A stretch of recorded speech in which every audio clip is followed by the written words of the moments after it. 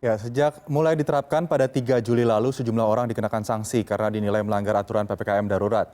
Mereka diantaranya merupakan masyarakat kecil seperti pedagang dan pemilik warung kopi. Apakah penegakan sanksi terhadap pelanggar PPKM darurat ini sudah berjalan sebagai mestinya atau ada praktek tebang pilih? Dan untuk membahasnya kita sudah terhubung melalui sambungan Zoom dengan Kabid Penelitian dan Pengkajian Masyarakat Ilmu Pengetahuan Indonesia atau MIPI, Trubus Rahadiansyah. Selamat sore Pak Trubus, apa kabar? Sehat?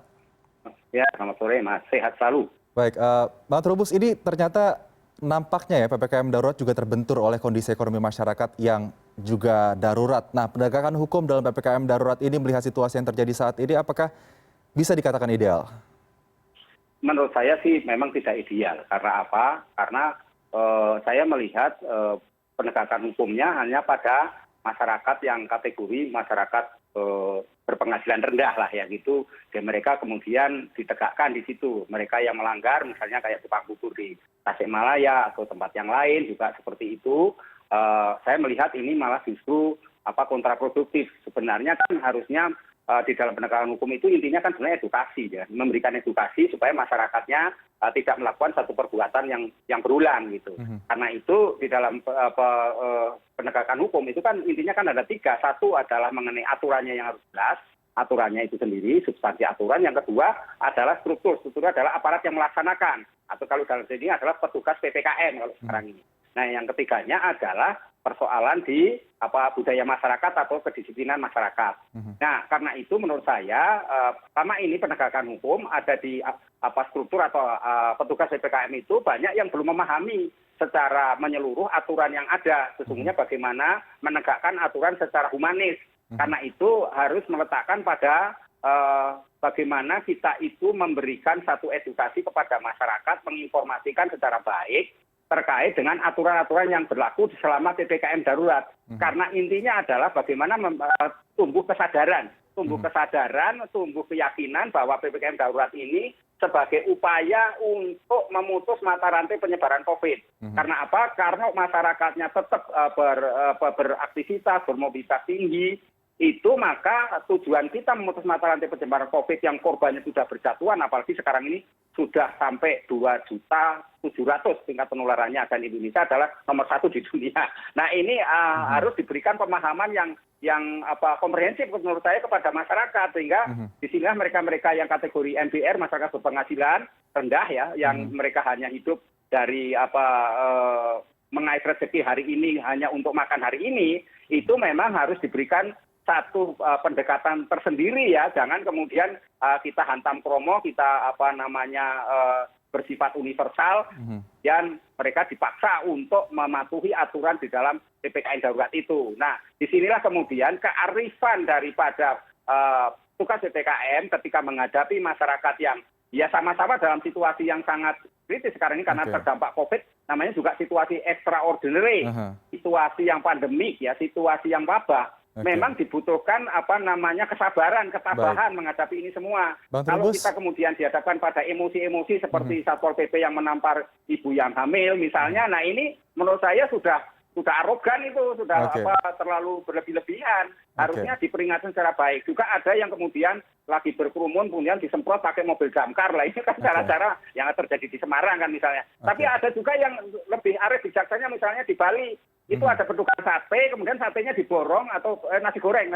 Betul. Nasi gorengnya diborong oleh petugas PPKM, kemudian dibagi-bagikan ke masyarakat. Bang Trubus, mohon maaf saya potong. Jika misalnya, Bang Trubus, saat ini jika yang dilihat oleh masyarakat adalah penegakan hukum itu tajam ke bawah tapi tumpul ke atas begitu. Jika tadi Bang Trubus mengatakan dibutuhkan pemahaman yang komprehensif terkait penegakan hukum ini bagi masyarakat, di mana kemudian sisi edukasi yang bisa diambil oleh masyarakat terkait penegakan hukum di masa PPKM darurat ini?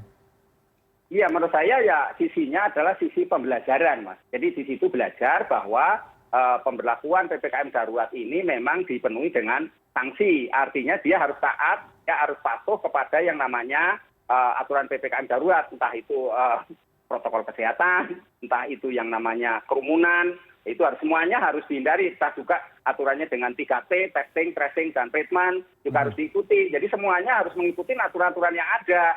Nah kalau misalnya yang istilahnya tumpul ke atas. Lah ini memang penegakan hukumnya memang harus sampai ke atas, di mana kemudian kalau kita merujuk pada instruksi Menteri Dalam Negeri nomor 15 yang dirubah-rubah jadi sekarang nomor 20 karena berkali revisi, menurut saya ini jelas bahwa kepala daerah yang tidak melaksanakan PPKM darurat akan diberikan sanksi. Bahkan sanksinya itu tidak saja teguran, bisa pemberhentian selama 3 bulan sebagai kepala daerah. Tetapi persoalannya kan sampai hari ini belum pernah dilakukan gitu loh. Bahkan di dalam PSBB dulu juga ada, selama PSBB itu ada instruksi Menteri Dalam Negeri nomor 6 tahun 2020, Mas.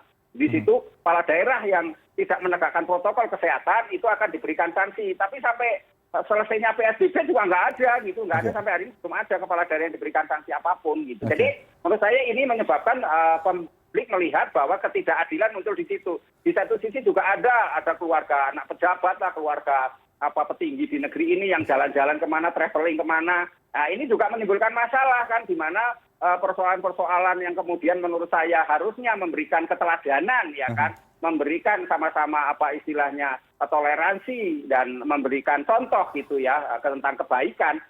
Konteksnya kan di sini kan public civility, jadi kesantunan publik. Menurut saya itu menjadi yang utama gitu loh. Jadi tapi ternyata itu nggak berjalan. Ini memang menyedihkan sekali, Mas. Artinya kalau kita bicara di masyarakat bawah itu ditegakkan, ya kan, mereka yang jualan suruh bubar, suruh tutup, suruh macam-macam tanpa kompensasi apapun.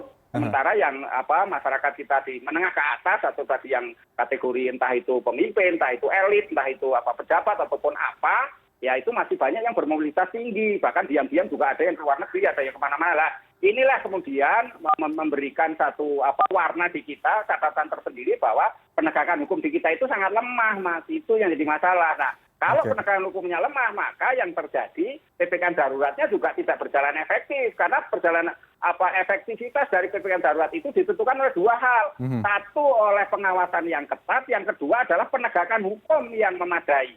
Ya kalau penegakan hukumnya law enforcement tidak berjalan efektif, ya tentu kemudian PPKM daruratnya juga nggak akan berjalan, Mas. Hasilnya yang seperti kita tahu ini, tujuan dari PPKM darurat kan memutus mata rantai penyebaran COVID.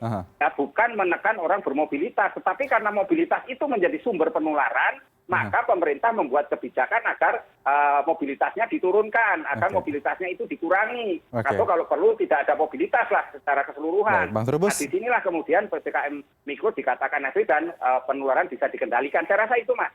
Kita bicara soal kemudian sanksi, denda, juga ada pasal pidana ya dalam Undang-Undang Kekarantinaan Wilayah. Ini kadang menjadi dilematis juga dan juga mungkin kerap luput maksud saya dari perhatian masyarakat. Anda menilai keberadaan unsur pidana ini bagaimana? Perlukah kemudian dan apakah ini sudah benar-benar efisien dilaksanakan? Ya menurut saya itu sebagai upaya untuk membuat masyarakat jerah itu memang harus ditegakkan. Artinya keberadaan namanya hukum pidana, artinya istilahnya sanksi pidana, itu memang harus dilakukan. Jadi kalau sanksinya hanya sanksi denda, misalnya contoh DKI Jakarta sudah mendenda perusahaan itu banyak sekali. Apakah kemudian perusahaan-perusahaan itu ini patuh terhadap protokol kesehatan atau tidak melakukan pelanggaran? Kan ternyata enggak juga gitu loh. Jadi enggak membawa efek jerah juga. Karena itu menurut saya memang harus ditegakkan secara benar, secara utuh gitu. Jadi memberikan sanksinya ya benar-benar dalam konteksnya kalau misalnya denda tidak efektif, sanksi sosial itu sulitnya kalau sanksi sosial kan diimplementasinya melaksanakannya, siapa yang ngawasi, siapa yang menegakkan, nanti di masalah lagi, apalagi di tengah pandemi COVID, nanti terjadi penularan di situ, karena sudah banyak petugas PPKM yang tertular itu banyak, Mas, jadi itu juga harus kita pahami. Tetapi juga harus perlu sanksi pidanakan, ya kalau di penjara misalnya 3 hari, maunya seperti yang terjadi di Tasik itu ya, itu satu pilihan, artinya bahwa mereka harus menyadari inilah sebagai potret di mana contoh kemudian masyarakat yang lain supaya belajar, supaya juga ikut di dalam menegakkan aturan tentang PPKM darurat atau tentang istilahnya protokol kesehatan. Nah, disinilah karena keselamatan publik menjadi yang utama, Mas. Jadi kesehatan menjadi yang utama menurut saya itu, Mas. Jadi kan selalu protokol kesehatan ya, Bang Trubus, yang selalu kita tekankan. Ya. Kemudian ada pembubaran paksa yang berujung dengan penahanan karena melanggar tadi protokol kesehatan. Bagaimana Bang Trubus menilai konsistensi penerapan protokol kesehatan sendiri oleh pejabat publik? Jika ada yang melanggar kemudian, Anda melihatnya ini apakah sudah cukup mendapatkan sanksi atau justru sering kerap terjadi pembiaran? Kalau menurut saya sih lebih banyak pembiarannya, Mas. Jadi sanksi-sanksinya itu hanya beberapa istilahnya ya tebang pilih itu tadi. Jadi hanya beberapa orang saja atau beberapa kelompok masyarakat tertentu yang diberikan sanksi. Kalau sanksi kepada mereka-mereka pelanggar yang istilahnya penegakan protokol kesehatan berupa tidak pakai masker, itu banyak dilakukan pelanggar-pelanggar oleh elit, bahkan oleh pemimpin-pemimpin kita juga banyak. Nah inilah faktor keteladanan menjadi kunci Mas, di mana kemudian kesadaran masyarakat akan tumbuh kalau keteladanan dari para pemimpinnya. Nah tetapi persoalannya karena tidak ada sanksinya hanya mereka-mereka yang kategori masyarakat yang tidak berkemampuan. Kalau kita lihatnya DKI Jakarta ada sanksi di dalam Pergub nomor 79 kalau nggak salah 2020 DKI Jakarta pernah ada itu. Sanksi tidak pakai masker itu 250.000, bahkan ada denda progresif di situ. Tetapi persoalannya apakah pernah diterapkan kepada para elit, para pejabat, para istilahnya masyarakat yang berpenghasilan tinggi, katakanlah gitu, masyarakat kelas atas. Ternyata enggak, Mas. Ya, ini yang menjadi masalah. Yang ada sanksi kepada mereka yang pengendara motor, tukang ojol, tukang yang gerobak, yang dorong-dorong, atau malah mereka yang bersepeda, ada yang tarling itu, kopi tarling itu malah ditangkap kemudian harus didenda. Nah, nggak hanya maskernya misalnya melorot lah, itu menurut saya juga hal yang ini Mas, memprihatinkan menurut saya, karena itu kemudian penegakannya memang harus betul-betul dari atas ke bawah semuanya, karena hukum itu tidak memandang bulu, artinya tidak ada diskriminasi. Kalau ini kan memang selama ini terjadi ada diskriminasi, Mas, sehingga efektivitasnya memang jadi rendah gitu, Mas. Baik, Bang Trubus, ini semoga gambaran keteladanan yang lebih baik dari para pejabat publik, begitu termasuk juga keteladanan dalam hal penindakan atau penegasan sanksi dalam masa PPKM darurat ini bisa tercipta begitu di masyarakat lebih baik lagi. Untuk sementara terima kasih Bang Trubus Rahadiansyah, Kabid Penelitian dan Pengkajian MIPI sudah bergabung bersama kami di CNN Indonesia Newsroom sore hari ini. Selamat sore Bang Trubus, sehat selalu. Selamat sore.